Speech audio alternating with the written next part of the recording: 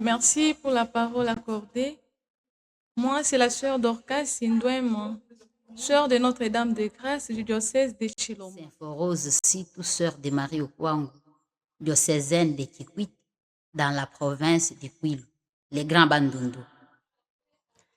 Moi, c'est sœur Bonnette Kabouata, sœur adoratrice du Très Saint-Sacrement. Et je suis ici à la Kosuma pour une formation qui a été préparée en vue de la préparation des sœurs qui vont émettre les vœux perpétuels.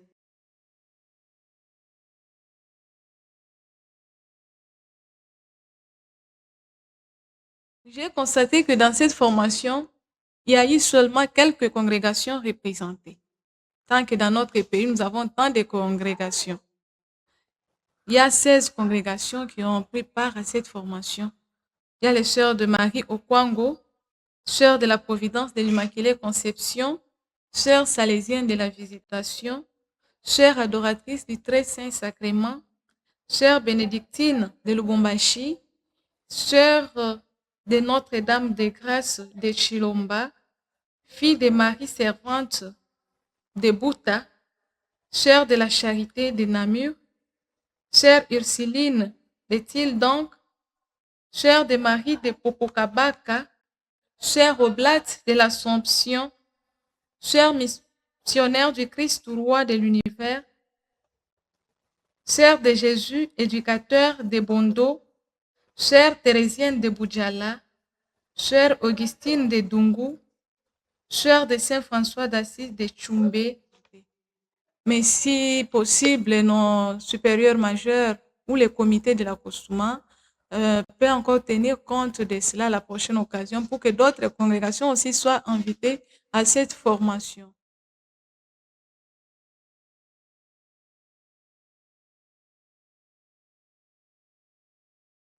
Depuis que nous avons commencé les 4 avec le thème Écouter pour mieux écouter, avec la sœur Rosette de la congrégation des sœurs des Saintes Familles de Bordeaux, aujourd'hui nous sommes arrivés au 12e thème qui nous parle de la maturité affective. Parmi les thèmes, j'ai vraiment apprécié les choix des intervenants. Ils nous ont vraiment bien enseigné en partant du thème cybercriminalité dans l'Église. J'ai vraiment aimé la manière que la sœur nous avait expliqué. Il nous a dit qu'il y a des responsabilités. Il y a la responsabilité pénale quand on parle des magistrats, donc de la loi, et la responsabilité civile. Tu as commis une faute que tu dois réparer. Tu dois réparer les dommages de ce que tu as fait. Et la manière que nous traitons les problèmes dans nos couvents, dans notre couvent, moi, comme responsable de Saint-Phorosito, je mélange tout. Je ne sais pas qu'il y a des infractions. Je me contente plus des constitutions, de tout ce qui est lié au spirituel. Mais de l'État, souvent on dit ça c'est l'État. J'aimerais que de telles sessions puissent aller pas seulement aux sœurs qui préparent les vœux perpétuels, mais aussi à tous les membres de nos instituts. Il y a l'autoprise en charge. Ça aussi, nous souffrons. Nous ne voulons pas travailler. On veut seulement que les économes généraux puissent me donner l'argent. Mais or, je dois travailler pour la pérennisation de ma congrégation, de l'œuvre. Si je ne travaille pas, aujourd'hui, l'Europe n'envoie plus rien. Donc, on doit se prendre en charge. Nous avons parlé de la vie spirituelle, nous avons parlé de la vie humaine, de la vie dans la société et de comment nous comporter, comment s'y prendre dans la société d'aujourd'hui. Cette session m'a vraiment beaucoup aidé et ça m'a fermé spirituellement, moralement, de sorte que beaucoup de thèmes ont été mis à notre disposition. Dès le début, nous avions commencé avec les thèmes sur l'écoute, actuellement dans nos congrégations. Pour écouter, on ne se rend pas compte que ce qui fait d'abord l'objet de l'écoute, c'est la personne elle-même. On veut toujours se référer aux autres. Oh, tel n'écoute pas, tel n'écoute pas. Mais c'est moi d'abord qui dois écouter. Et qu'à cela ne tienne, nous avions vu beaucoup de thèmes qui m'ont vraiment permis à être une religieuse solide. C'est à moi, à la fin de cette session, je dois prendre un engagement. Parce qu'on m'a aussi invité à être un bon leader. Bien sûr, je vais mettre les vœux perpétuels. Ce n'est pas pour traîner les pieds, c'est pour que je sois une guide pour les autres, que je sois un leader pour les autres, que je sois celle qui amène les autres à faire de bonnes choses pour aller de l'avant.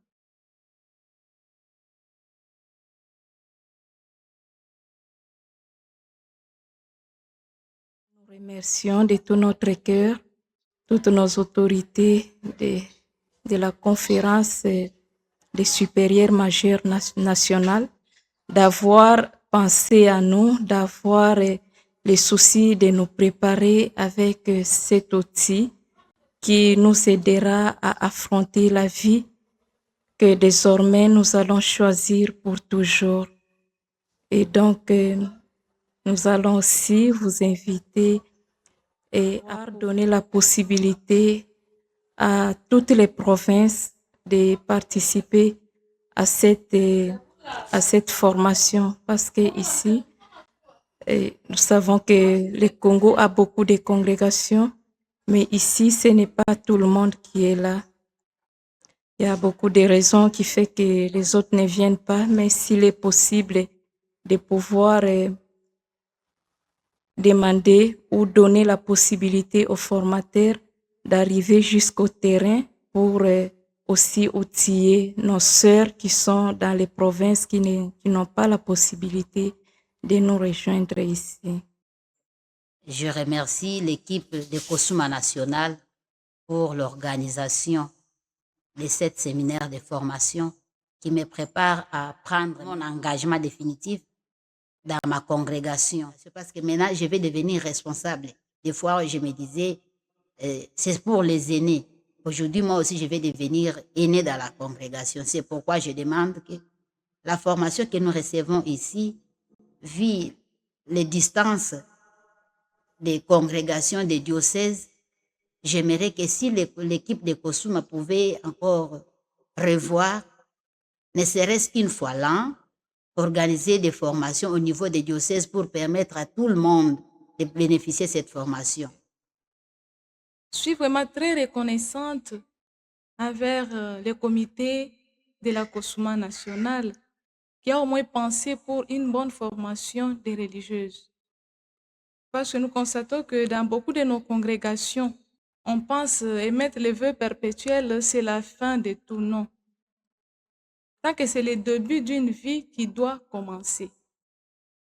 Et on est toujours à l'école du Christ, dans ce que nous appelons la formation permanente ou continue.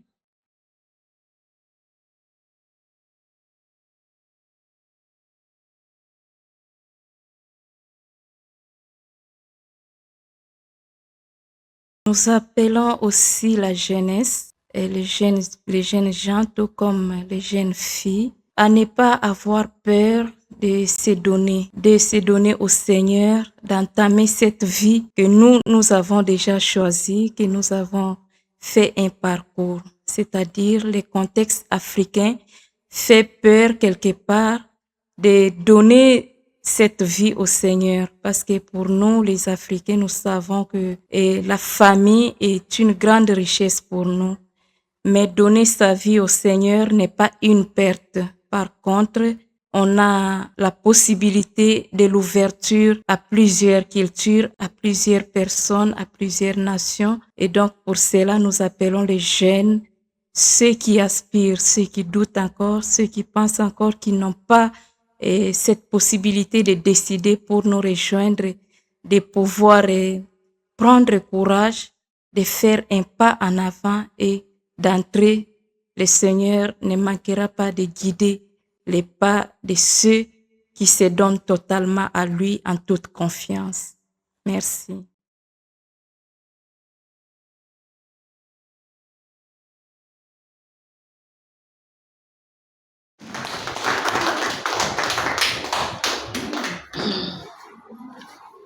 Merci beaucoup.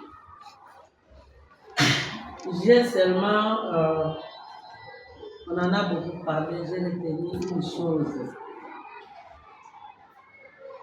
Je vous donne l'énigme, la chose qui m'avait fait pas pleurer, mais qui m'a causé beaucoup de joie.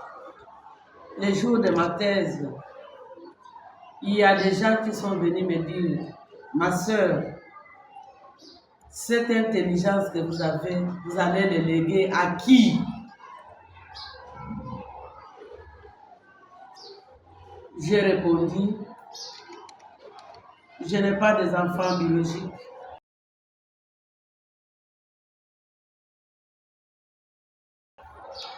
Parce que je suis religieuse. J'ai beaucoup à qui j'ai déjà partagé mon intelligence. Et parmi ces gens à qui moi je vais léguer mon intelligence pour les perpétuer, c'est vous. Vous avez compris? Oui. À qui vous avez cette intelligence, à qui vous allez léguer. J'ai dit, j'ai beaucoup de milliers comme Mère Teresa. Et c'est vous qui allez perpétrer ce que nous, on vous donne.